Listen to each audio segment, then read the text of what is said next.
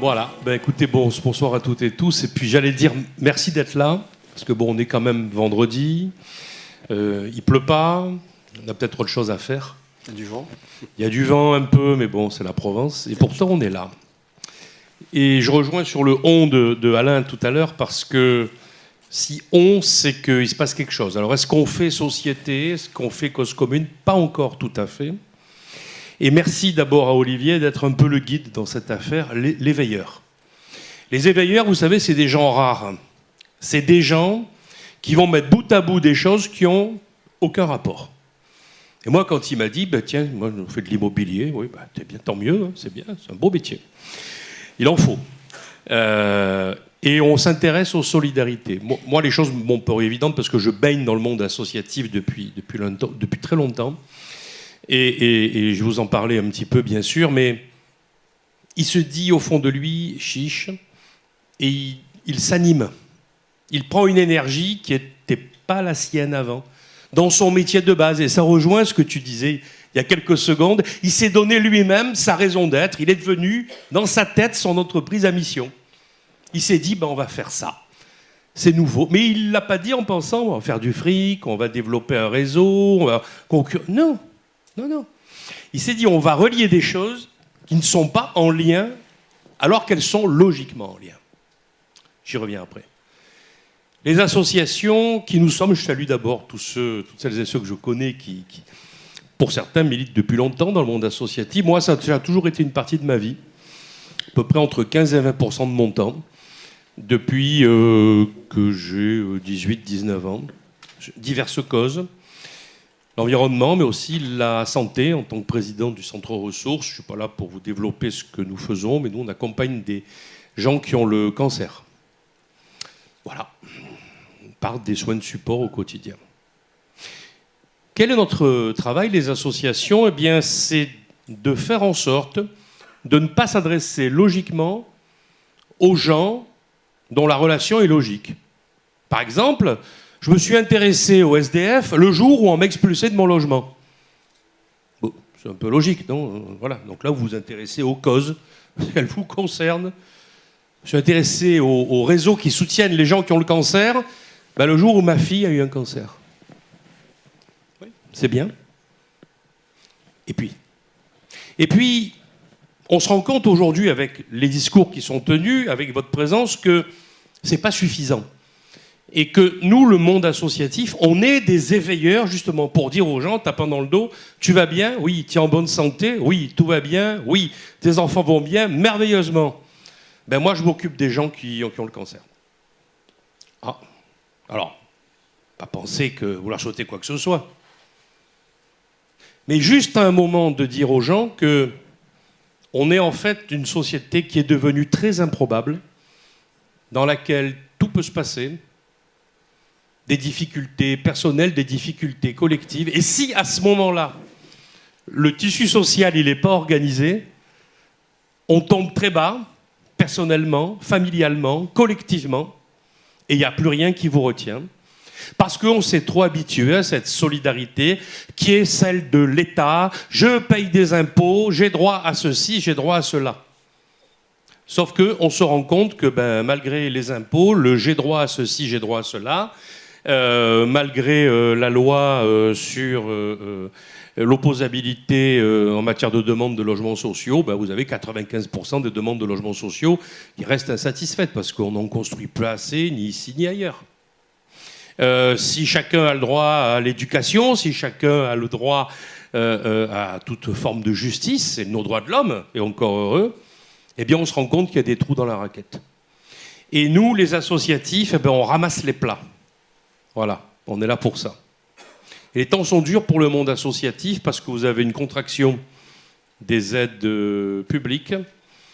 Vous avez une limite aussi à la générosité privée. Voilà. On ne peut pas passer son temps à donner, chacun a ses moyens, petits ou grands. Et pourtant, il va falloir avancer. Et ce qui est intéressant dans la proposition d'Olivier, c'est qu'elle est sociétale. Elle consiste d'abord à nous parler globalement du logement. Il faut que vous sachiez, mais vous le savez ici, j'allais dire, je ne vais rien vous apprendre, c'est le logement, la première cause de l'exclusion et la première conséquence. Tout commence et finit avec le logement. Voilà. Vous n'avez pas l'habitat qui vous convient, ben vous vous paupérisez personnellement, intellectuellement, mentalement. Votre statut social se dégrade, etc., etc. Vous êtes dans des situations de logement difficiles, logement insalubre ou autre. Vous êtes dans des situations sociales qui ne vous permettent pas d'accéder à un logement, même en location, même modeste, et vous vous trouvez peu à peu déclassé. Et ça, ce sont des choses qui provoquent des mécanismes profonds d'exclusion, profonds parce que ce sont les plus forts et les plus définitifs. Votre famille explose, vos enfants se barrent, ou vice-versa, enfin bon. Tout commence et finit par ça. Tout l'intérêt de la démarche d'Olivier, c'est de nous mettre un peu toutes et tous en situation de responsabilité. Aux associations à déclarer et à déclamer haut et fort leurs valeurs et à en rester fiers. C'est très important. Et pourtant, c'est du travail bénévole, dans 99% des cas, délicat, parce qu'on agit au cœur de la société et avec les gens qui rencontrent le plus de problèmes, et les associations qui font du soutien social et de l'action solidaire sont mentalement chargées. Il faut s'accrocher pour faire ce que nous faisons les uns des autres. La deuxième chose, c'est que malgré ça, il y a une volonté latente qui reste un peu toujours la même, de dire je vais amener ma pierre à un moment, sans jeu de mots. Je vais amener ma pierre, je vais faire quelque chose. Le message ce soir d'Olivier, je pense que c'est de nous dire faisons société, mais faisons plutôt mouvement. Pour compléter mon ami Alain tout à l'heure, la résilience, c'est une étape. Ça permet de dépasser des difficultés.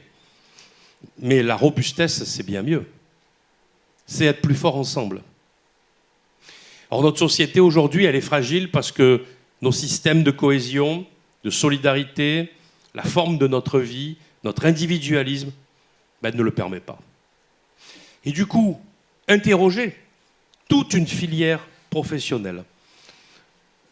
Autant d'acteurs de la société que sont des gens qui vivent au cœur de ce poumon qu'est l'acte d'habiter, l'acte de transférer l'habitat, l'acte de donner des clés.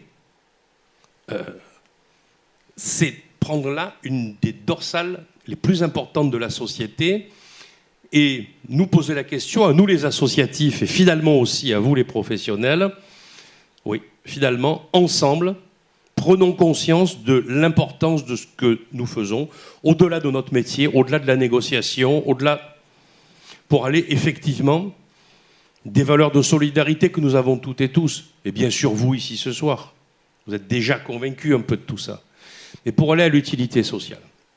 L'utilité sociale, c'est quoi ? Alors l'utilité sociale, c'est un gros problème, c'est que c'est une valeur qu'on mesure difficilement dans le produit intérieur brut.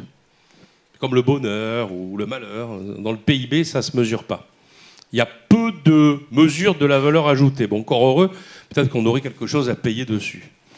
L'utilité sociale, c'est en réalité l'ensemble des transferts d'organisation, de compétences, d'altérité, c'est-à-dire de reliance volontaire à autrui, qui créent des effets profitables.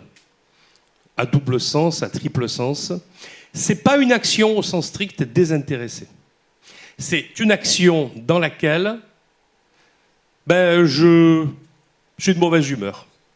J'ai envie de dire non. Ça ne me plaît pas. Et puis je bois un café, je vais prendre l'air, et puis je reviens un quart d'heure après, et je vais dire oui. Et 10 ans après, la personne à qui vous avez dit oui ce jour-là, elle vient vous taper dans le dos dans la rue. Vous l'avez oublié depuis longtemps, cette personne. Hein. Vous ne vous souvenez même plus qui c'était. Elle dit, vous vous souvenez, monsieur, il y a 10 ans, vous m'avez dit oui pour mon truc, mon appartement, vous souvenez. Elle m'a dit, mais moi, je n'oublierai jamais, et ça a changé ma vie. Et en fait, ce que je veux vous dire, c'est que notre vie, elle est faite comme ça, d'un chaînon de détails. J'aime bien le mot bienveillance. Ce n'est pas un sale mot. C'est ce que je suis en train de vous dire. Tout se joue sur des détails. Le diable se cache dans des détails. Le respect du travail associatif, c'est le pur regard sur l'utilité sociale. Quand ce travail associatif commence à intégrer une culture professionnelle, parce que c'est quand même ce qu'il vous propose, l'autre, là. Et oui, c'est que le travail associatif de bienveillance, d'altérité, d'écoute devienne une contribution et un élément de la structuration de l'action professionnelle de vos activités, pour que vous ayez le cœur à le faire, l'idée de le dire, et puis finalement le bonheur de le proposer.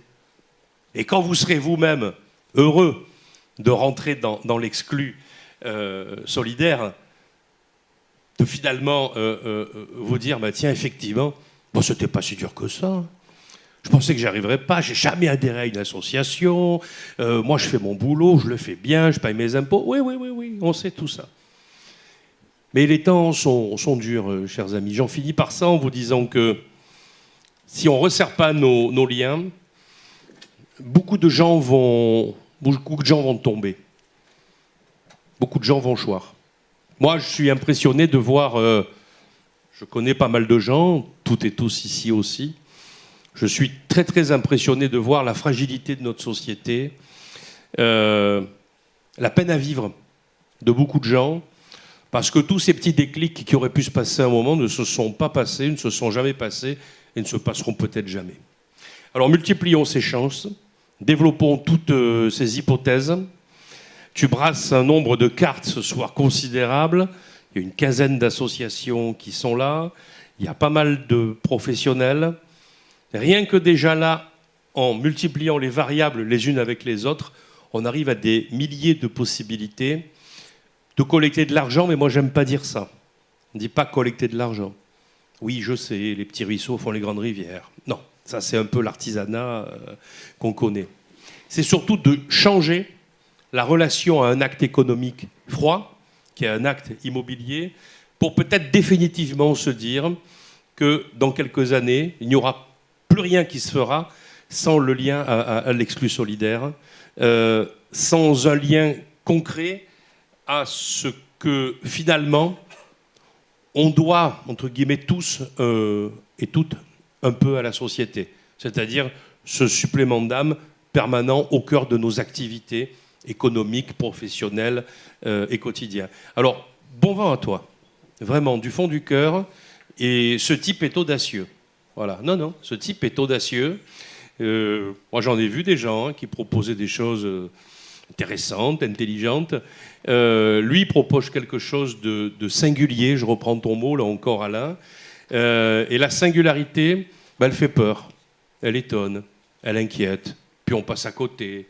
Et puis il se passe tellement de choses sur Terre. Alors ce soir, on passe pas à côté et on rentre tous dans l'exclu solidaire. Merci. Merci Stéphane.